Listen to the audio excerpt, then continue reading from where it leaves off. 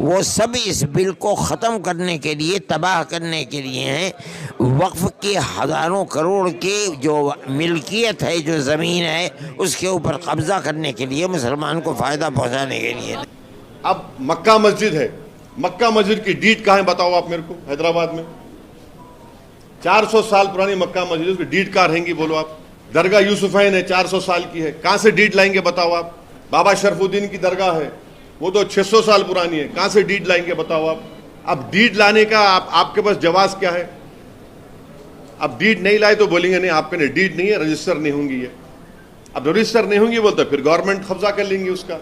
क्या वक्फ बोर्ड की जितनी भी ज़मीनें हैं वो गवर्नमेंट अपने कब्ज़े में करने के लिए इस तरह के कानून लेके आ रहे हैं। जिस तरह से पिछले दिनों सदन के अंदर वक्फ बोर्ड बिल को लेकर भारी हंगामा हुआ और पक्ष विपक्षों में काफ़ी तीखी बहस भी हुई और सोशल मीडिया में अलग अलग तरह की प्रतिक्रियाएं भी सामने आई। इस तरह से वक्फ बोर्ड की ज़मीन को लेकर जो कानून लेकर आ रहे हैं वो कहीं न कहीं मुसलमानों के पक्ष में नहीं है। भारतीय जनता पार्टी ये कहती है कि मुसलमानों के पक्ष के लिए, मुसलमानों के लिए ये कानून लेके आया जा रहा है, लेकिन वहीं पर AIMIM के राष्ट्रीय अध्यक्ष समय जमीयत उलमा हिंद के राष्ट्रीय अध्यक्ष मौलाना अरशद मदनी, तो वहीं पर मुस्लिम पर्सनल बोर्ड के राष्ट्रीय अध्यक्ष मौलाना खालिद सैफुल्लाह रहमानी और इसी तरह से काफ़ी मुस्लिम रहनुमा जो आगे निकल कर आए हैं और उन लोगों का ये कहना है कि ये जो लेकर आ रहा है ये कहीं न कहीं मुसलमानों के हित में नहीं है, बल्कि वक्फ बोर्ड की ज़मीनों को छीनने के लिए और वक्फ बोर्ड की ज़मीन अपने कब्ज़े में करने के लिए ये सारी चीज़ों को किया जा रहा है। वहीं पर मौलाना अरशद मदनी दामद बरकातुहुम अल-आलिया का ये बयान आया कि अगर वक्फ बोर्ड की ज़मीन को लेकर जो कानून लेकर आ रहा है, जो संशोधन की बात की जा रही है, अगर ये नहीं रुका तो हम लोग भारी तौर पर प्रोटेस्ट करेंगे, संविधान के मुताबिक हम लोग रोड पर उतरेंगे और इसके खिलाफ पुरजोर तरीके से धरना प्रदर्शन करेंगे, क्योंकि ये कानून कहीं न कहीं हम लोगों से जो ज़मीन को छीनने की बात की जा रही है। वहीं पर AIMIM के राष्ट्रीय अध्यक्ष असदुद्दीन अवैसी का ये कहना है कि ये ज़मीनात जो हैं कोई गवर्नमेंट की नहीं है, न किसी आदमी की है, बल्कि ये ज़मीन जो है हमारे बाप दादाओं ने मस्जिद के नाम पे, कब्रिस्तान के नाम पे, मदरसों के नाम पे हम लोगों को डोनेट किया था और मस्जिद के नाम पे डोनेट करके ये मदरसा चलाने के लिए, मस्जिद चलाने के लिए, कब्रिस्तान के लिए सारी चीज़ों को किया गया था। AIMIM के राष्ट्रीय अध्यक्ष असदुद्दीन अवैसी वो बैरिस्टर है, उन्होंने ये भी बात कही कि ये जो कई आर्टिकल का उन्होंने हवाला दिया कि ये सारी चीज़ जो है को नहीं होनी चाहिए। असदुद्दीन अवैसी ने इसको लेकर काफ़ी साफ तौर पर उन्होंने वाज़ेह किया। ये वीडियो को आप आखिर तक देखिए, कमेंट बॉक्स में जाकर अपनी राय को ज़रूर बताइए, वीडियो को शेयर कीजिए, चैनल को सब्सक्राइब कीजिए। मिलते हैं एक न्यू वीडियो अपडेट के साथ, जब तक के लिए जय। नहीं, ये तो आप गलत बोल रहे। ये तो सेक्शन 3 में government, Modi government Waqf by user को खत्म करना चाह रही है। अब वक्फ बाय यूजर का मतलब क्या है?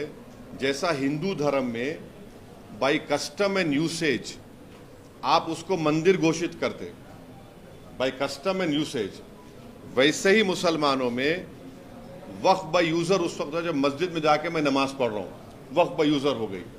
दरगाह में जाकर कोई जा रहा है, वो वक्फ बाय यूजर हो गया।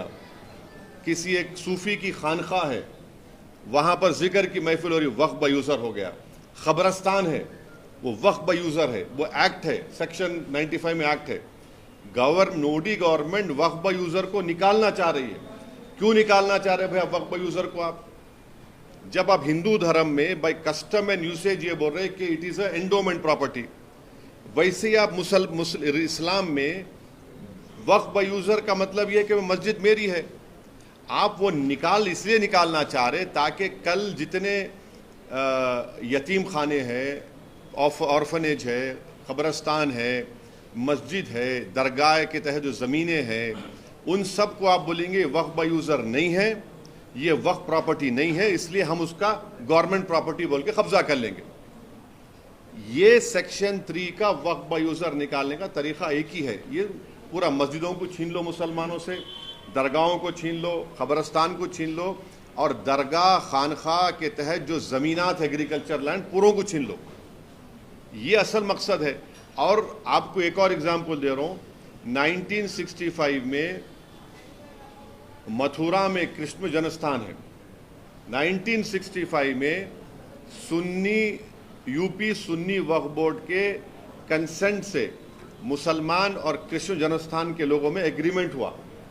एग्रीमेंट ये हुआ कि जो मुसलमानों की वक्फ की प्रॉपर्टी थी उसको 8 एकर्स हम कृष्ण जन्मस्थान को देंगे, सुन्नी वक्फ बोर्ड के परमिशन से।